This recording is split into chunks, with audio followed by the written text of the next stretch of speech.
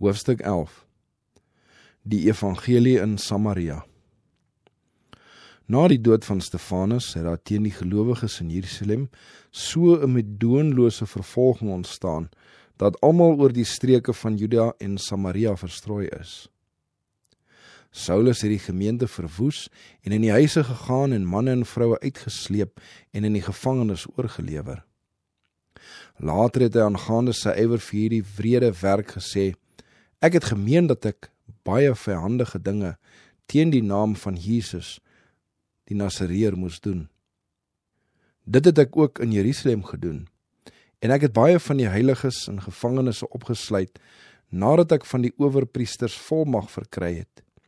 En in al die sinagoges het ek hulle dikwels gestraf en gedwing om te laster, en ek het uitermate teen hulle gewoed en hulle vervolg, selfs tot in die buitelandse stede. Dat Stefanus nie al een is wat gesterf het nie, blyk uit Saulus se eie woorde. So dikwels as hulle omgebring is, het ek my toestemming gegee. Handelinge 26, vers 9 tot 11. In hierdie gevaarlike tyd het Nikodemus onbevrees na vore getree en sy geloof in die gekruisigde Heiland bely. Nikodemus was 'n lid van die Sanhedrin en is saam met ander deur die leer van Jesus beweeg. Toe hy die wonderwerke van Jesus sien, het hy tot die oortuiging gekom dat hy die een is wat deur God gestuur is. Hy was te trots om openlik te erken dat hy hom tot die Galileese leraar aangetrokke gevoel het, maar het 'n geheime onderhoud met hom gevoer. Tydens daardie onderhoud het Jesus die verlossingsplan en sy sending aan die wêreld aan Nikodemus verduidelik, maar hy het nog geaarzel. Hy het die waarheid in sy hart verberg en 3 jaar lank was daar skynbaar geen vrugte nie. Maar alhoewel Nikodemus Christus nie in die openbaar erken het nie, het hy herhaaldelik in die Sanhedrin daarin geslaag om die planne van die priesters om hom om te bring te verydel. Nadat Christus uiteindelik aan die kruis verhoog was, het Nikodemus die woorde onthou wat tydens daardie nagtelike onderhoud op die Olyfberg tot hom gespreek is. Soos Moses die slang in die woestyn verhoog het, so moet die seun van die mens verhoog word. Johannes 3 vers 14. En hy het in Jesus die verlosser van die wêreld gesien. Saam met Josef van Arimatea het Nikodemus die koste van Jesus se begrafnis gedra. Die disippels was bevrees om hulle openlik as volgelinge van Christus te vertoon, maar Nikodemus en Josef het hulle onverskrokke te hulp gekom. Die hulp van hierdie ryk en geëerde manne was in daardie donker uur baie nodig. Hulle kon vir hulle gestorwe meester doen wat vir die arm disippels onmoontlik was om te doen, en hulle rykdom en invloed het hulle in 'n groot mate teen die boosheid van die priesters en owerstes beskerm. En nou, toe die Jode daarop uit was om die jong gemeentetjie tot niet te maak, het Nikodemus opgetree om hulle te verdedig. Nou het hy nie meer versigtig en onseker opgetree nie, maar die geloof van die disippels aangemoedig en sy rykdom gebruik om die kerk in Jerusalem te ondersteun en om die evangeliewerk te bevorder. Diegene wat hom vroeër geëerbiedig het, het hom nou verag en vervolg. En hy het arm geword aan aardse besittings. Nogtans het hy nie in die verdediging van sy geloof getwyfel nie. Die vervolging wat die gemeente in Jerusalem getref het die evangeliewerk baie versterk. Die bediening van die woord in daardie plek is met sukses bekroon en die gevaar het bestaan dat die disippels te lank daar sou talm, sonder om ag te gee op die Heiland se opdrag om na die hele wêreld te gaan. Hulle het vergeet dat krag om boosheid te weerstaan verkry word deur tot die aanval oor te gaan en begin dink dat dit hulle belangrikste werk was om die kerk in Jerusalem teen die aanslag van die vyand te beskerm. Bleks dat hulle die nuwe bekeerlinge geleer het om die evangelie na diegene te neem wat dit nog nooit van tevore gehoor het nie, het die gevaar bestaan dat hulle op so 'n wyse sou handel dat almal tevrede sou wees met wat reeds verrig was. om sy verteenwoordigers rond te strooi na waar hulle vir ander kon werk, het God toegelaat dat hulle vervolg sou word. Toe hulle uit Jerusalem verdryf is, het die gelowiges die land deurgegaan en die woord van die evangelie verkondig. Onder diegene aan wie die Heiland die opdrag gegee het, gaan dan heen, maak disippels van al die nasies, Matteus 28 vers 19, was baie uit beskeie lewenskringe, manne en vroue wat hulle Here lief gekry het en vasberade was om sy voorbeeld van onselfsugtige diens na te volg. Aan sowel hierdie nederiges as die disippels het die Heiland gedurende sy bediening op aarde 'n kosbare pand toevertrou. Hulle moes die blye boodskap van verlossing deur Christus na die wêreld neem. Toe hulle deur vervolging verstrooi is, het hulle vol sendingywer uitgegaan. Hulle het die verantwoordelikheid van hulle sending besef. Hulle het geweet dat hulle die lewensbrood vir 'n hongerige wêreld in hulle hande gehad het. En hulle is deur die liefde van Christus gedring om daardie brood te breek vir almal wat behoeftig is.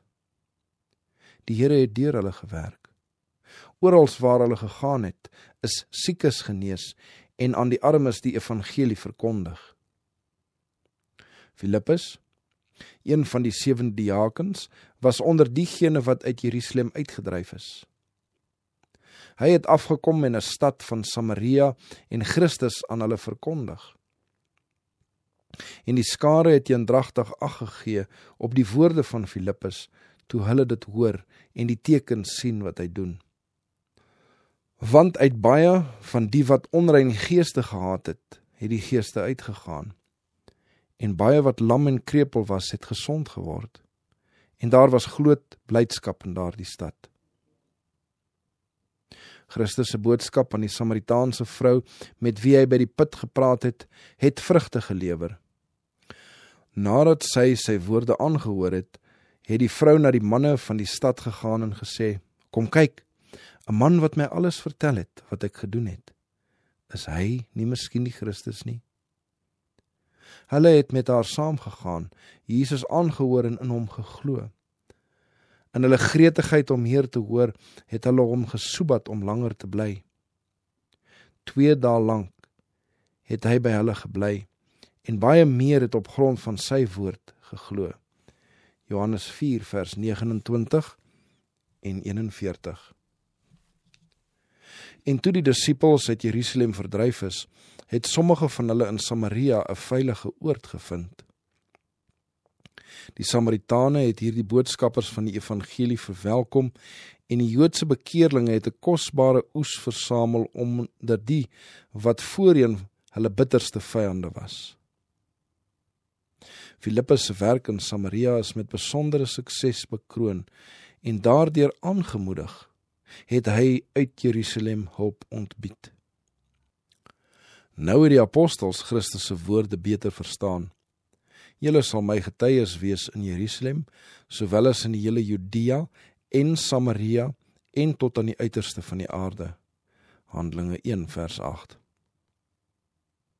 Terwyl Filippus nog in Samaria was, het 'n hemelse boodskapper hom beveel: staan op en gaan na die suide op die pad wat afloop van Jerusalem na Gaza.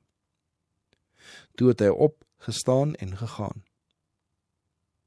Hy het nie oor die beroep getwyfel of geaarsel om te gehoorsaam nie, want hy het geleer om God se wil te volg. En daar was 'n man, 'n Ethiopiër, 'n hofdienaar, 'n staatsamptenaar van Kandasie, die koningin van die Ethiopiërs, wat oor al haar skatte was en na Jerusalem gekom het om te aanbid. En hy was op die terugreis en op sy wa gesit en die profeet Jesaja gelees. Hierdie Ethiopiër was 'n man van aansien en verrykende invloed.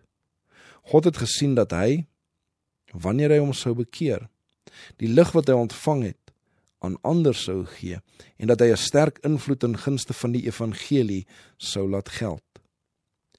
Engele van die Here het hierdie soeker na lig begelei en hy is nader aan die heiland getrek. Deur die bediening van die Heilige Gees het die Here hom in aanraking gebring met iemand wat hom na die lig kon lei. Aan Filippus is die opdrag om na die Ethiopiër te gaan en die profesie wat hy gelees het aan hom te verduidelik. Gaan daarheen, het die Gees gesê, en bly by daardie wa. Toe hy nader kom, vra Filippus die Ethiopiër: Verstaan u wel wat u lees? En hy antwoord hom: Hoe kan ek dit tog verstaan as niemand my die weg wys nie?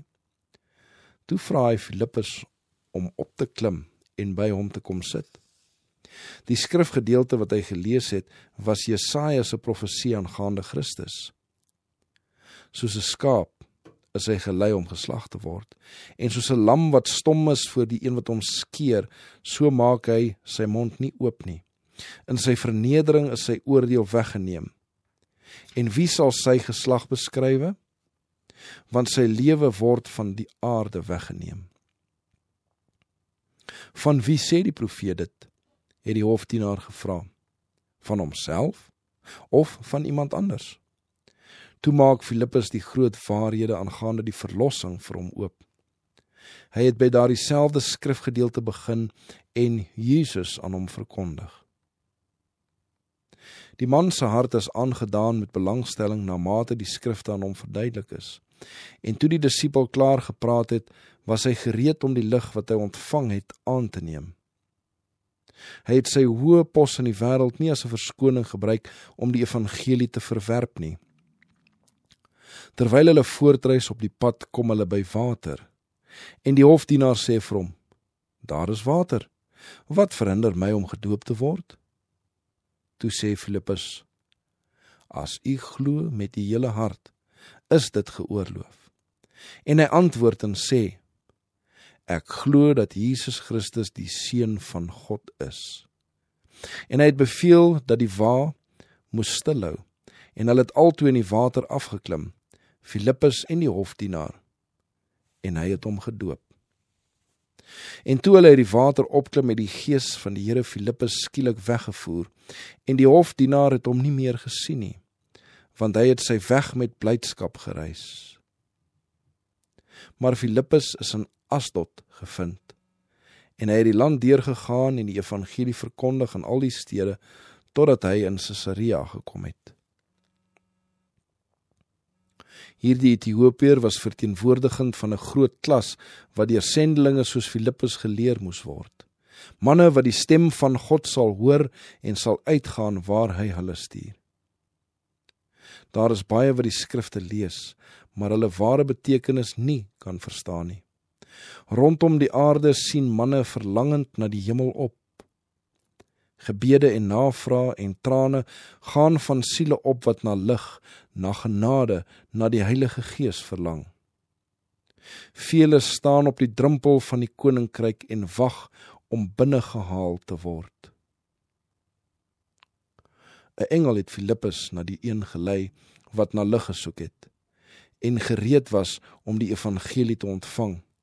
En vandag sal engele die voetstappe van diegene rig wat die Heilige Gees sal toelaat om hulle tonge te heilig en hulle harte te reinig en te veredel. Die engel wat na Filippus gestuur is, kon die werk van die Ethiopiër self gedoen het. Maar dis nie die manier waarop God werk nie. Sy plan is dat die mense vir hulle medemense moet werk. Gelowiges van elke eeu het 'n aandeel gehad in die pand wat aan die eerste disippels toevertrou is. Aan elkeen wat die evangelie ontvang het, is heilige waarhede toevertrou om aan die wêreld te verkondig. Gods getroue volk was altyd ondernemende sendlinge, wat hulle rykdom aan die eer van sy naam gewy en hulle talente verstandiglik in sy diens gebruik het.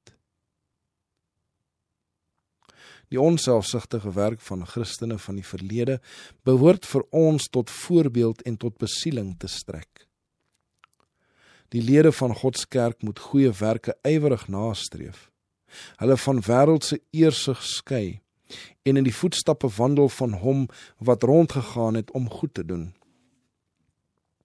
Met harte vol medelyde en barmhartigheid moet hulle vir hulpbehoewendes werk en 'n kennis van die liefde van die Heiland aan sondaars bring.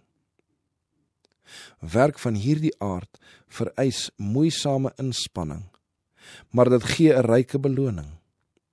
Diegene wat met opregtheid van hart daaraan deelneem, sal sien dat siele vir die Heiland gewin word, want die invloed wat met die verrigting van die goddelike opdrag gepaard gaan, is onweerstaanbaar.